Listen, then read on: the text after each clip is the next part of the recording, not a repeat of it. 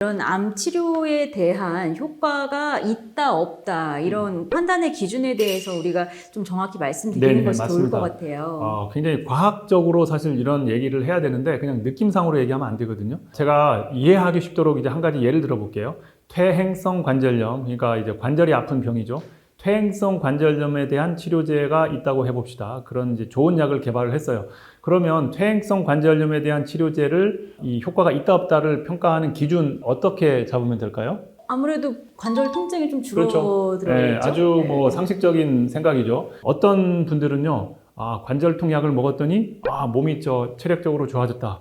뭐, 피부가 좋아졌다. 이런 얘기를 한다라고 하는 건, 이거는 좀 엉뚱한 평가 기준이다. 이렇게 제가 말씀드릴 수가 있겠고. 그래서, 암 치료제의 경우에 치료 효과를 평가하는 기준, 이거를 이제 임상시험에서는 엔드포인트라고 우리가 공식적인 용어로 얘기를 하는데, 올바른 평가 기준 엔드포인트는 뭐냐? 당연히 종양이 줄어들어야겠죠? 그렇죠. 종양이 줄어드는 게 1번이고요. 그 다음에 환자들이 얼마나 오래 생존할 수 있느냐, 그렇죠. 또는 얼마나 오랫동안 재발하지 않느냐, 이런 것들이 평가 변수가 되는 게 맞습니다. 네, 그런데 비타민C가 암세포를 죽이는 그런 효과는 있었다. 실험실에서는 효과가 충분히 있다. 네, 이렇게 그 말씀하시네요. 부분을 저희가 예. 짚고 넘어가야 됩니다. 가령 예를 들자면 실험실에서 세포나 동물에 암을 죽이는 효과가 있다라고 하는 연구 결과들이 수백, 수천, 수만 개의 연구 결과가 있습니다. 하지만 그 중에서 그 약을 환자한테 쓰기 위해서는요, 1상, 2상, 3상 임상시험을 거쳐서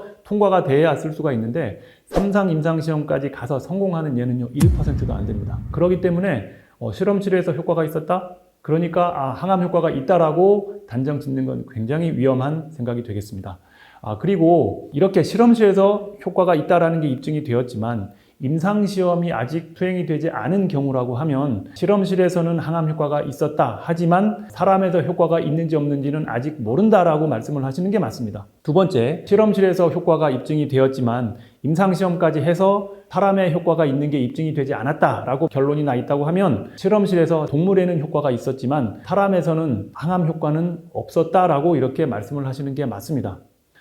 전 세계 종양내과 의사들은 NCCN 가이드라인이라고 하는 이런 가이드라인에 따라서 암 치료를 하게 됩니다. 그런데 그 가이드라인에는 치료가 어려운 암 환자들은 임상시험에 참여하는 걸 적극 한번 생각해 봐라 라는 구절이 나옵니다. 그래서 임상시험이라고 하는 거는 그냥 하는 게 아니고요. 이제 치료가 안 되는 환자들이 치료 효과도 우리가 생각해 보면서 임상시험까지도 생각을 해봐야 된다라는 그런 뜻으로 받아들이시면 되겠습니다. 그만큼 임상시험이 중요하다라는 말씀입니다. 항암제 효과 이런 걸 검증하기 위해서 저희가 계속 임상시험을 한다 이런 말씀을 계속 드리고 있는데요.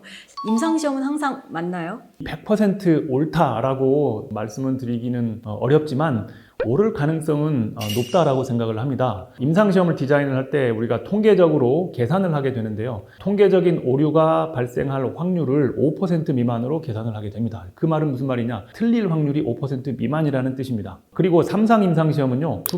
수천 명의 환자를 대상으로 하게 되는데 한 나라에서 또는 하나의 병원에서 다 시행하기는 어렵습니다. 그래서 이제 세계 여러 나라를 대상으로 하게 되고 또 한 국가에서도 여러 병원을 대상으로 하게 되고 그렇게 하다 보면 여기에 참여하는 의사들, 연구자들이요.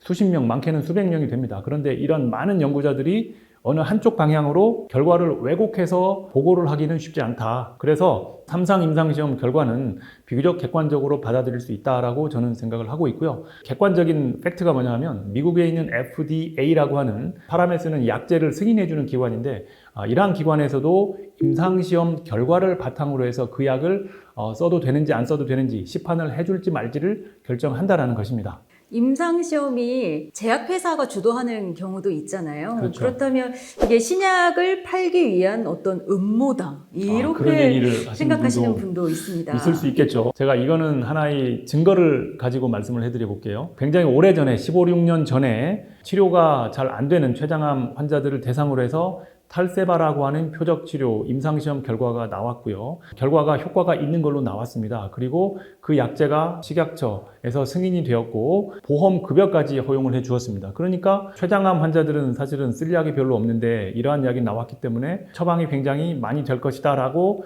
일각에서는 생각을 했지만 실상은 그 약이 처방이 거의 이루어지지 않았습니다. 물론 이제 소수 처방이 되었지만 생각보다 많이 처방이 되지 않았다. 그래서 그 이유가 뭔지를 따져봤더니 그 탈세바라고 하는 약이 임상시험에서는요 효과가 있다라고 하는 게 통계적으로는 입증이 되었지만 그 효과라는 게 이 생존기간을 2주 정도 연장을 해주는 걸로 나왔어요. 2주라고 하는 기간은 그렇게 암 환자들에게 이 정도의 효과를 노리고 어느 정도 부작용을 감수해서 치료하는 것은 베니핏이 없다라고 이제 그 당시에 의사들이 판단을 했기 때문에 의사들이 별로 처방을 하지 않았어요. 지금도 마찬가지. 이 약이 현재 치료의 리스트에 올라와 있지만 의사들이 별로 처방을 하지 않는다는 것입니다. 즉, 이 말은 무슨 말이냐 하면 제약회사에서 임상시험을 잘 완수해서 효과를 통계적으로 입증을 하고 사용 허가를 받고 시판을 하더라도 의사들이 판단하기에 그 약이 환자들에게 큰 베니핏이 없다라고 판단을 한다면 그 약에 대한 처방은 많이 이루어지지 않는다라는 것입니다. 물론 이게 100% 모든 의사들의 생각이 똑같지는 않겠지만 대다수의 의사들은 이렇게 처방을 한다. 의사들의 심리가 그렇다라는 말씀을 제가 드리고 싶습니다. 네. 그러면 그 한 번 임상시험 결과가 나오면 그게 영원한 건 아니잖아요. 그렇죠. 임상시험 결과는 나중에 어떤 식으로든 좀 더 업그레이드 될 수도 있습니다. 2022년 대장암에서의 고용량 비타민C 연구를 제가 소환을 하겠습니다. 그 연구에서 어떤 세부 분석이 있었느냐 하면요. 라스라고 하는 발암 유전자의 돌연변이가 있는 환자들을 따로 모아서 분석을 했더니 무진행 생존 기간이 1.4개월 연장되는 효과가 있다. 이게 통계적으로 입증이 되었습니다. 그래서 그 논문에서는 라스라고 하는 돌연변이가 있는 환자들은 효과가 있을 가능성이 있겠다. 물론 이게 아직 확정적인 건 아니에요. 왜냐하면 그 환자군이 많지 않았습니다. 이런 환자들을 나중에 더 많은 환자들을 모아서 추가적으로 이 라스 돌연변이 환자를 임상시험을 한다면 고용량 비타민C가 라스 돌연변이에는 정말로 효과가 있구나라고 그때 가서 결론이 나올 수도 있어요. 하지만 지금은 그러할 가능성이 있다라는 정도 제시를 해주는 것이지 아직은 결론은 아니고요. 저희는 항상 현 시점에서의 에비던스를 갖고 말씀을 드리는 것이니까요. 맞습니다. 오늘 마무리 한번 해주시죠. 암 환자 여러분들 혹시 많이 피로하시죠? 그러면 나는 피로도를 좀 감소시키고 싶다. 그러면 고용량 비타민C 맞으셔도 됩니다. 하지만 고용량 비타민C가 직접적인 항암 효과는 없습니다. 그거는 반드시 여러분 알고 계셔야 되겠습니다. 이렇게 오늘 지난 시간에 이어서 고용량 비타민C에 대해서 알아보았는데요. 여러분들 혹시 고용량 비타민C에 대한 어떤 효과 그리고 임상시험에 대한 어떤 오해가 있으셨던 분들은 오늘 영상을 통해서 그 오해를 해소했으면 하는 바람이 있습니다. 오늘 영상이 도움이 되셨다면 좋아요, 구독, 알림 설정 부탁드리겠습니다. 감사합니다.